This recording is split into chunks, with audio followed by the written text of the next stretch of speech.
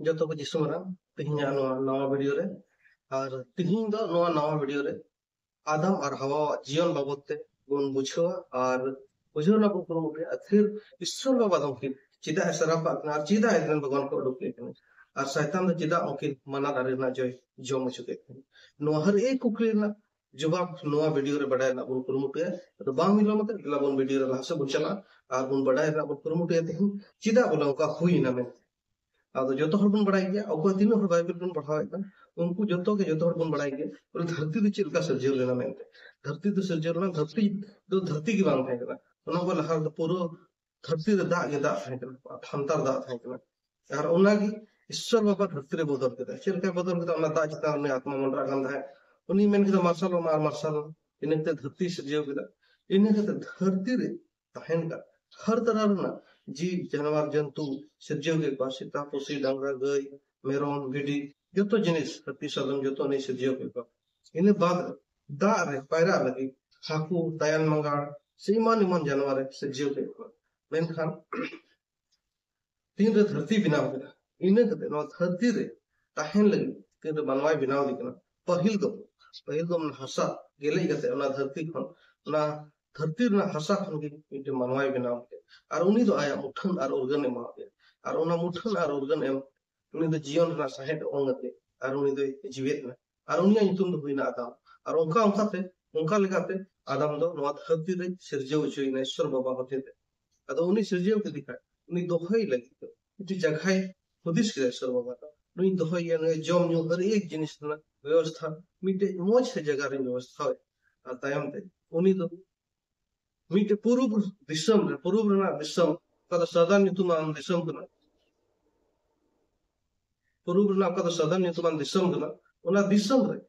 मीटे बगान बनाओ और उना बगान रे ईश्वर बाबा तो उनी इदी कते दोहो गिदी और उना बगान रे तुम दो ही को एदेन बगान इने कते उनका को हुई इदी आयमा दिन बितो चलावना और उना दार उना बगान रे अडी ठिर दारे रोहई केदा और उना रे जोतो लेकाना जो दारे रोहई केदा ओका दो हेडम से सिबिल जो ᱧᱟᱢᱚᱜ ᱚᱱᱠᱟᱱ ᱫᱟᱨᱮ ᱠᱚ ᱨᱚᱦᱚᱭ ᱠᱮᱫᱟ ᱟᱨ ᱢᱮᱛᱟᱣ ᱫᱮᱭᱟ ᱱᱚᱣᱟ ᱵᱟᱜᱟᱱ ᱨᱮ ᱡᱷᱚᱛᱚ ᱫᱟᱨᱮ ᱨᱮᱱᱟᱜ ᱡᱚᱢ ᱫᱟᱲᱮᱭᱟᱜᱼᱟ ᱢᱮᱱᱠᱷᱟन ताला बीच रे ओका तो दारे मिना ओना दारे ना जो दालम जो अगर नोआ दारे ना जम लखे हमें गुजु आदो ओना इकते उनी दोना मना कते इने कते ईश्वर बाबा ते ñel नोआ को जतो मौज गया मेनते अडे आटे खुशी आर मेन केदा ठीक गया जतो रेन जुरी परि मेना पा जतो जानवर रेन जतो जीव रेन जुरी परि मेना पा मेनखान आदम रेन बनु आदम दो मिट अडे गहरी नींद रे जपित का इन हिला उनिया हड़मो को मिट पांजार उडुक के पांजार जांग उडुक के और ओना उडुक के मिट हसा रेन आयु हड़े बनाव के और ओना पंजराय लगाव दे और जीवन रा सहे ओंगते और उनी आयु हड़े जीवित और आदम दो जपित के थे और ओना अवते रे ईश्वर बाबा अगु कते ओना एदेन भगवान रे दोहो के आदो तीन रे आदम में बेंगेट के ñel के दिए नुई दो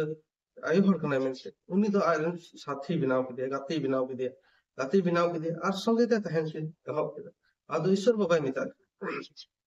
नोआ बगान रे झतो दारे ना जो जम मेन खान ताला रे उका दारी ना उना ना जो आलोबन जोमा उना ना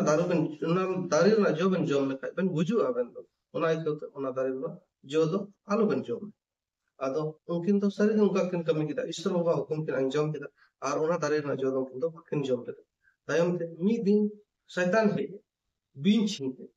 ओका हले तो आदम बात है उन हले ना दिन हवा ठने आर पुली गिदी मिताय कने चीन अंजम कदा अबेन दो नोआ बगान रे जो बाकु जम छुबेन अद हवाई मेन अलिंग दो नोआ बगान रे जतो जम छुलिंग अद आखिर उनकिना जीवन शैतान का है थोड़ा बडाय ना से अमल फुरुते शैतान दो उनिया जीवन रे उनकिना जीवन रे नुका थे शैतान दो सलाम फल हर लुसिफर दो ईश्वर बाबा ठे कमी का है और उनी रेन अडी मारंग प्रिय कोई तो अडी फेवरेट बन मिता अडी प्रिय कमी है कंते और उना इखत उनी की जतो देख रे ñel समड़ाव लगी हर एक जिनिस ना लेखा जोखा उनी हाथ रे तीर एम का और उनी की जतो जिनिस चिकायत है और उन आटे कुसियाय कान थे उनकान भरदाने मा एबले ने जीवन रे तिसको बाय गजवा अमर के थे उनकान भरदाने मा और उनकान भरदाने जाम के खा लुसिफर दो डाटे कुसी इन का टाइम थे नेल कदा जोतो जिनिस में इंगिन चिकाय का जोतो जीवन रे हर एक दुनिया और शर्मा ना जोतो जिनिस ना कंट्रोल या हाथ रे ना नु भगवान रा दचे जको नु इन चितार चिदा राज छे नु इन साइड होते ने गते इंगे भगवान उना हदिस के का नुआ योजना तो ईश्वर बाबा बढ़ाई अरे बढ़ाई नाम के खाटे दुख के अरे अरे दुख के क्यों के शर्मा सिंहासन रे ना हर एक जिनिस सनम चक्री कोई किदिया रे किदिया और सिरमा को लेबे मुझे धरती रे लेबे निर्ह के दिखा इन हिले खोई एखोब उनकिन तला रे जंग ओका तो बुराई और अच्छाई रे तला रे लड़ाई हुई है उना लड़ाई दो उन कोई एखोब आरे ने कते ईश्वर बाबा आया मौज हुदिस लगिते मौज कमी लगिते उनकिन ना धरती रे सिरजाव लेकिन आर उना बगाने जिमु अगना देख रेख लगी आदो उनकिन थे है उनकिन उनी ईश्वर बाबा कमे बड़ी लगी शैतान बिना रूप देख के है ना और इने कते उनकिन जीवन रे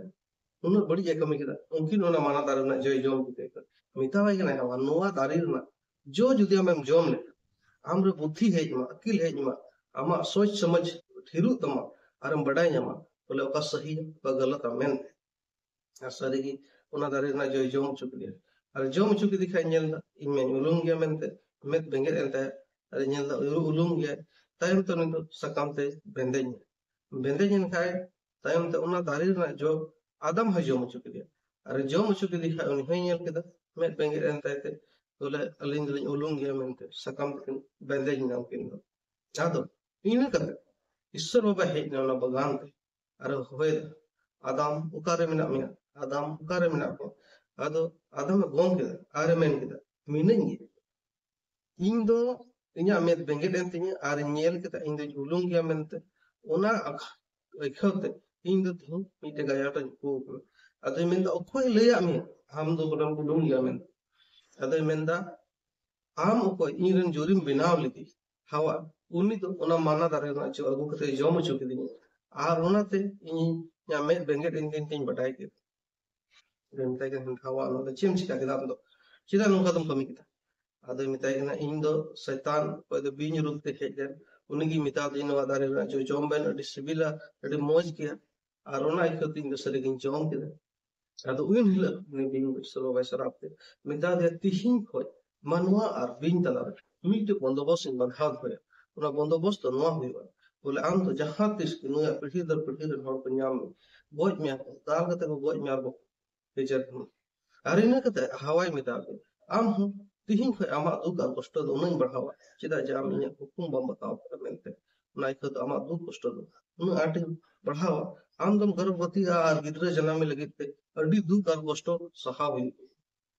और हवा है इने कते आदम है मिता दे आम तिहिं खोय नोआ बगान खोय उडुके बेन और नोआ बगान खोय उडुक कते तीन हबी बहुत जंगा हबी बाल बलाव बांग जरूरत इन हबी दो जोंगे बांग और इन हिलेगी उनकिन उनका लिखाते उना एदेन भगवान को उडुक किन और ने उनका सरापे मो किन इने कते उना को उडुक कते आशा हवा दो गर्भवती ने और गर्भवती कते गिद्र को जन्म और इने कते उनका धरती पुर रे अब उन संगी अगर जो उनकिन माना दारे ना जो बकिन जोम ले तो तिहिं अब तो बबन होई को उनकिन बकिन गोई कते सो और मानवा जीवन रे मृत्यु रे से का गोजो रे ये का दिन का नवा दोतिस की बात है तो तिहिं वीडियो दो ने ᱧᱟᱯᱟᱢ ᱟᱵᱚᱱ ᱢᱤᱫᱴᱤᱡ ᱱᱟᱣᱟ ᱵᱷᱤᱰᱤᱭᱳ ᱥᱟᱶᱛᱮ अगर जुदी चैनल रे जहां नवा गे चैनल सब्सक्राइब पे साथे bell notification all the set पे और नुआर ना सेकंड पार्ट को जोगान पे कमेंट पे वीडियो लाइक पे और तरंगाती को शेयर पे माधवे जो तो को विश्व